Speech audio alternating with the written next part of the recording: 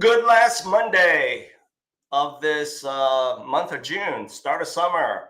Welcome and hello to all of you social friends, local connections, business partners, to myself, my co-host, and our special guest today, who has been kind enough to share his time, drop some of his expert knowledge, and just be a part of this live stream banter with myself and my co-host Jason. You all are here today at this episode of Serving Veterans Who Served Us, and how so appropriate. We're doing this episode just before July 4th. So there you have it. Let me add my co-host Jason into the conversation. Hello, Jason. Hello.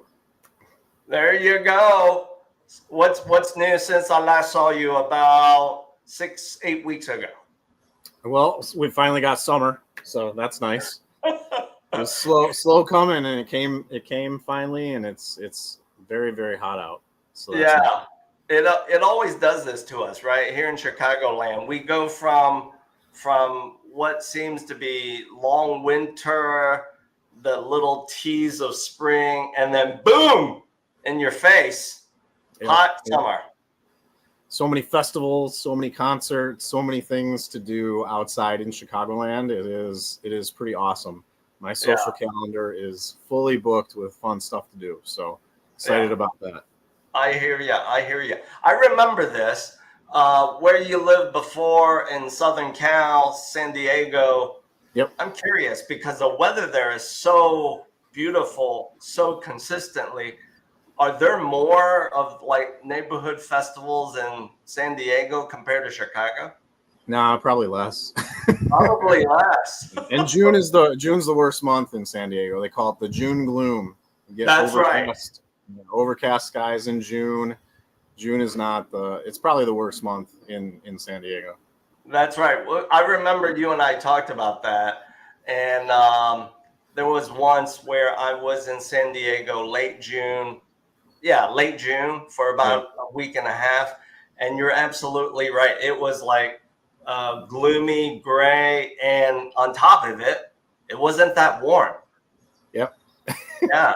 So for us here in Chicago, when we flip the switch, or when Mother Nature flips the switch to summer, it comes with a vengeance, and it's because we have to do everything under such a compressed time frame, right?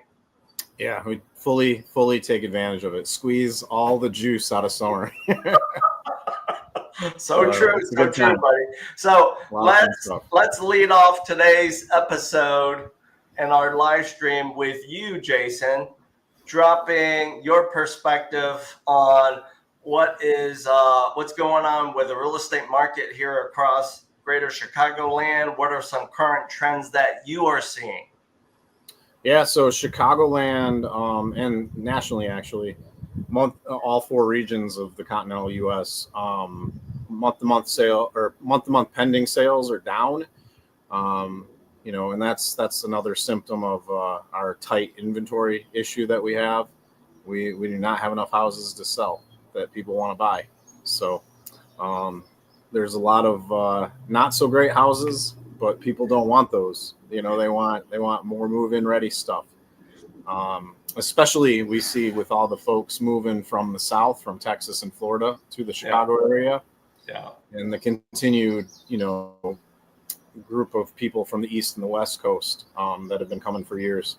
But Yeah. all these Floridians and all these Texans, they want a house that's completely brand new, completely redone, and a bargain on top of it. But they got to put in a little work if they want a bargain.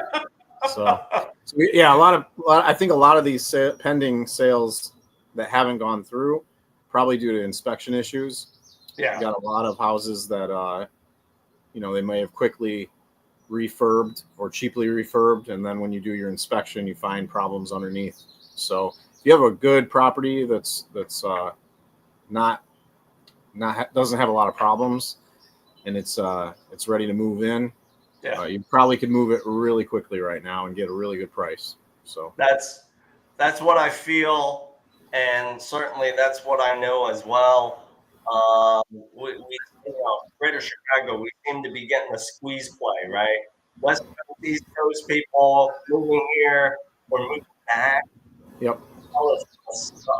South, they're moving here usually for the obvious life events, right? It's a promotion, career move, and then the other reasons are, hey, you got to be closer to family because of fill in the blank reasons. X, Y, or Z. Yeah. Yeah. In the Midwest as a whole, our home values for single family homes for the whole region went up to 313 now. Yeah. On average for a single family home in the Midwest. And that's pulling in, some areas like Iowa that are really cheap. Yeah. So that's good though, because we're seeing a lot of growth in our pricing. So we can get more. We're getting more money for our homes here in the Midwest, which is a good thing. Yeah, absolutely a good thing. So as Jason, Social Friends, just leaned in to kind of drop that in front of you, that means if you are a seller, it's a perfect time to sell. I've seen enough of my neighbors around me that have sold surprisingly fast, with a lot of flexibility that benefits them within the past 6 to 9 months. So you're spot on, Jason. Anything else you want anything else you want to add more to this? Yeah, I'll say one thing. Everybody I talk to, they always ask me what's going on with the market. I'm thinking about selling, and I say, whoever you use for your realtor, you got to make sure that they are advertising nationally. You got to know locally what's on the ground. Yeah, absolutely. They cannot just put a post on Facebook and put it in the MLS. They've got to advertise to the East and West Coast and to the South. It is a national market, for people buying here in Chicagoland. So you got to have a realtor who can really do that. So keep that absolutely. You got to maximize all communication channels, and like they always say in real estate, it's a relationship business, meaning you never know if your cousin who doesn't live here may have seen the property and says, hey, let me repost and share it with you, John Doe. And that's how you get in front of the deal, right? Yeah, absolutely. Yep. All right, let's now shift our conversation to Jason. I know you're going to have fun with this next part. I think you will. I hope you will. And that is, what are some of those common questions that you get from your clients, whether they are selling with you or buying with you? Yeah, one of the big ones that comes up for my agents is, do we really have to have an open house? True. What's the point? It's all online, right? Well, you have to have an open house, but you have to have a good open house. I like that. A good open house is not just putting it on the MLS and putting it online. Hey, we're open between this hour and this hour. Come and see the house. And then they just open the door and sit there for 2 hours. That's not a good open house. Got to go. My agents, I have them go through the community. I have them talk to all the neighbors on the street, knock on the doors, and say, hey, we're having an open house. There's going to be a lot of traffic. Just want to let you know. Because then these people, if they want a friend or family member to live in the neighborhood, they're going to let their friends and family members know, and more people are going to come to the open house. True. You know? True. You should probably collaborate with other folks so that you have kind of a one-stop shop. If there's questions about mortgages, you got a mortgage person there, that would be great. Yeah. If you got a question about insurance, you could have an insurance person there. You know, if you got a question about inspections or handyman items, you can always collaborate with these other folks to do stuff. Yeah. So you should be collaborating. You should be reaching out to the community. That's what a real open house is. It's not just sitting in the house for 2 hours waiting for people to show up. Spot on. That is so true. And I've been to, and I've sat at some of those open houses. Unfortunately, yep. You have to create a lot of buzz. It's kind of like, the same concept, the same analogy of creating the buzz around a new pop-up restaurant. The longer the line, the more visible the line, everyone's scratching their head like, what the heck? I need to go there. Yep. I have one agent who actually puts out a red carpet with red velvet ropes in front of the house.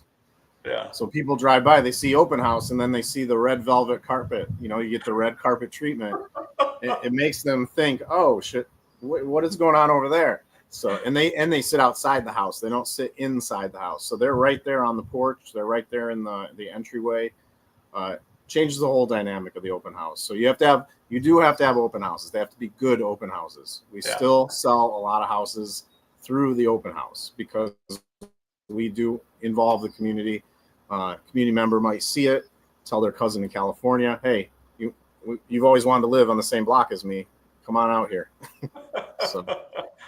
Spot on. Love it. It's all about the quality, not the quantity of poorly executed open houses. Love that. But that is a great common question. Why? Because let me flip to the sarcastic, humorous side of maybe answering that question or adding to it.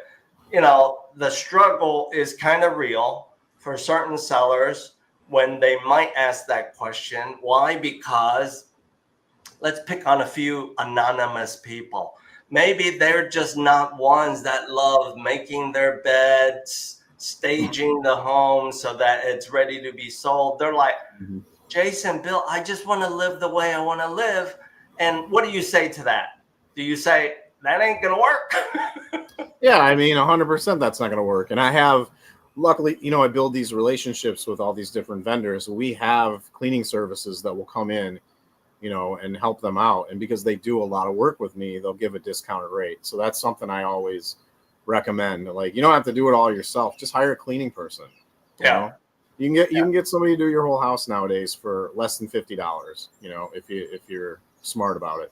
Yeah. So it's not that hard. Not that hard. They will make your bed. They will fold your clothes. Yeah. So, yep. So true. So true. All right. Let me add, from my perspective, a common question that I get from a buyer. Maybe you can add your color commentary to this one. A common question I get from a buyer would be, hey, Bill, what's the interest rate, right? And my sarcastic answer to that question, it's really sarcastic, is who the hell cares what it is? If you're not going to buy this property, close within 30 days, interest rates that are readily available, you're not going to hit that door. You're not going to tap it. Sorry, right? Second sarcastic perspective of answering that question. Hey, Mr. Buyer, what if I am to tell you interest rates are 5%, but then I don't backfill it with the little fine print conditions and clauses, which kind of also implies maybe you don't qualify for this given rate based on those conditions. So, social friends, if you are a buyer, that's a common question that I myself, probably many of my mortgage peers get. There's so much more that goes into answering that question correctly and accurately for you, but it does require you to put in some more effort and input. How you like that one, Jason? I like that. I like that. Sometimes I'll make a car analogy to that too, like an expensive car, a Lamborghini, right? Right. And I tell people, I say, well, I do the same thing as you. Who cares what the rate is? If you can't afford it, then it doesn't matter. If the rate on the Lamborghini is 1%, can you buy the Lamborghini? No, you still can't buy it. It's still gonna, it's gonna cost more than your house. So no, you can't. Bingo, bingo, bingo. So with that, that's a nice segue. I love that because our guest today, Jason, your friend, your connection, who I met at one of your recent events, he's been kind enough to share his time with us today. So let's welcome him into the conversation. But before I do, let's ask his fan base to give him a big round of applause. All right, Jason, your fans are calling you, buddy. Your fans are calling you. So, how are you, Aaron? Doing good, guys. How are you guys doing? We're doing well. How did you like that fan applause roar? Yeah, yeah, yeah. More fans than I thought I'd have, but I appreciate it. Well, your other fans are hopefully catching this as a live stream, or if they can't play hooky at work on a Monday today, all right, they're at least getting this as an on-demand recording while they're sitting on, I'm going to drop this here, the ivory throne, whoa, whatever. Yeah. So, Aaron, do you agree with what Jason and I dropped about our common questions? You know, Jason used the analogy of the Lambo. Who cares what the rate is or what the price point is? If you can't afford, guess what? Your line of business, if you can't afford to insure it. Exactly. You know, it goes into both of your roles in your industry is the affordability. And unfortunately, insurance is part of the affordability aspect of it now. And rates have gone up twice as much over the past 5 years as they have been previously. And so now it plays a bigger factor into how much they can get approved for in a loan. But the thing is, relating it to a Lambo, you don't want to get the cheapest insurance. You want something that's going to cover your assets. I mean, if you can't, like, let's say you can't afford this home, why are we now going to have the cheapest option to have any sort of coverage or the proper coverage to protect against any losses? So that's the biggest thing I like to tell my clients. But yeah, I mean, it's tough because in today's market, a lot of people worry so much about what they're paying, and so you have to guide them the right way, and ultimately, do your best as an expert to put them in the best position. Yeah, I agree with you. Would you also add your perspective in our conversation just earlier about like common questions that you might get from your clients, whether I guess it's seller buyer, you hope either one, right? You don't discriminate. What might be some common questions you face? You can drop some serious ones, funny ones, sarcastic ones, your choice. Yeah, absolutely. The first thing that I think of is the amount of coverage that they have on their home. So there's the market value, and then there's the actual replacement cost value. And people always ask me why the replacement cost value is higher than what they're paying for the market value. And that's just because of how much inflation has affected labor, materials. And so it's quite a bit more expensive to replace a home now rather than 5 years ago or 10 years ago. You would see that trend where it kind of inversely swapped, where market value was always more expensive than the actual replacement cost value. And I think in the past 3 years, we've seen that switch, and people now think that they're being overinsured when really they're not. They do need that extra coverage if they had a total loss on their home. Yeah. Love that answer, and love how you kind of killed two birds with one stone, which is you address that common question banter Jason and I are sharing, and you also added value to the question I was about to ask you, which is why is insurance so expensive? So thank you for dropping the serious answer to that. Absolutely. I mean, to go a little further into that, I mentioned inflation. Obviously, materials and labor are a lot more expensive. In the past couple years, we've also had more severe weather losses across this country than we have had historically. You know, we had 6 landfall hurricanes in 2024 and 5 weeks of wildfires in California. So these companies are paying out a lot of money, and the only way for them to recover is, you know, having higher rates until the dust can kind of settle. Yeah, I hear you. I hear you. So, Aaron, I got to put you on the spot and ask you this question because Jason shared, I think, a very real perspective on the marketplace, the real estate marketplace. And what he shared is, you know, people want move-in ready properties today. Care to lean in from your personal perspective, since you know you're certainly, I think, younger than Jason and myself. Is that true? Are the first-time buyers, you feel that you're insuring, Aaron, wanting something that's move-in ready, not the fixer-upper of the past? Yeah, 100%. And I'm also sharing from a previous background in real estate for 4 years too. So I was in, you know, Jason's, you know, shoes prior to being in insurance, and so, but that trend hasn't changed up until, you know, today's market where it's, you know, it's hard to want a fixer upper because it's already so expensive, you know. That's the truth of the matter. And so if you're able to afford the move-in ready home, that's what people are always going to lean towards over, you know, maybe you can find a deal. Are you willing to wait 6 months, 12 months for your home to be ready? Bingo.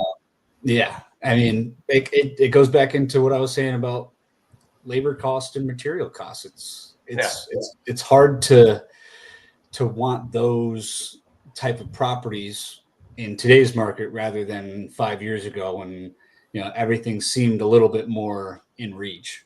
Yeah, very true, very true. And I appreciate that very real perspective of, hey, you know, if you're thinking that way, do you really want to wait, you know, 6 months plus, whatever? Social friends, in the spirit of our live stream, because it's all about serving veterans who served us. Don't know if you know this, especially for the veterans. Are there solutions available to you if you decide, maybe you're that unicorn, you decide you want to pick up a fixer upper, you want to use your VA loan benefit to make that happen? The answer is yes. There are loan solutions to do that. But like any renovation project, now you've got some other parties in the room. You got some general contractors, the permit process. So, you know, brace yourself for what Aaron just dropped, which is time. And no surprise, right? Time does cost some money.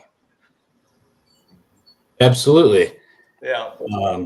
Yeah, I mean, but I don't want to make it too negative of a light. I mean, it's a very real option for a lot of people, and so it's really, it comes back to what you guys talk about. Can we afford it? If we can, which way do we want to go for the best of our situation? That's what I always like to preach more than anything, is to put people in their best dream scenario. Spot on, spot on. So, social friends, as we wrap up today's episode of Serving Veterans Who Served Us, our live stream, having this live conversation and banter that we are inviting you into. Thank you for sharing your time with us.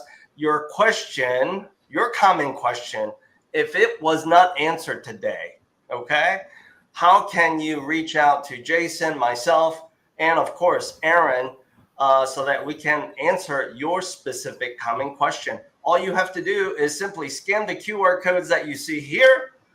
Jason and myself will gladly engage you for a personal consult, answer your common question or more if you have more than one, and be glad to help you through your journey, your next chapter of whether you are selling real estate or buying real estate.